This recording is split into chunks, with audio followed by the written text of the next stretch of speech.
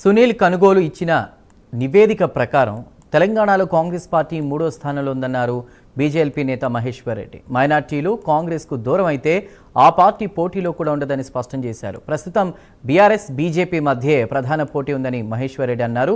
Revanth Reddy Hitler వ్యాఖ్యల వల్ల ఆయన ఇమేజ్ బాగా దెబ్బతిందని, ఇది ప్రజల్లోకి తప్పుడు సంకేతాలు పంపిందని విమర్శించారు.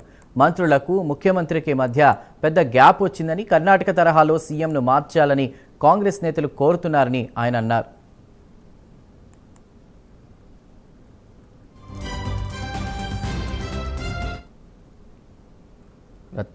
గతంలో రాహుల్ గాంధీ, మల్లికార్జున్ ఖర్గే రేవంత్ రెడ్డిని సీఎం పదవి నుంచి తొలగించాలని చూశారని, కానీ ప్రియాంక గాంధీ, కేసీ వేణుగోపాల్ అడ్డుకున్నారని ఆయన ఆరోపించారు. రేవంత్ రెడ్డి వల్ల రాహుల్ గాంధీ, ప్రియాంక గాంధీ మధ్య కూడా దూరం పెరిగిందన్నారు. మంత్రులంతా ఒకటై రేవంత్ రెడ్డిని హెచ్చరిస్తున్నారని, శాఖలు మారిస్తే పరిణామాలు తీవ్రంగా ఉంటాయని చెప్తున్నారన్నారు. అందుకే మంత్రివర్గ విస్తరణ జరగడం లేదని రేవంత్ రెడ్డి చెప్పారని మహేశ్వర్ రెడ్డి అన్నారు.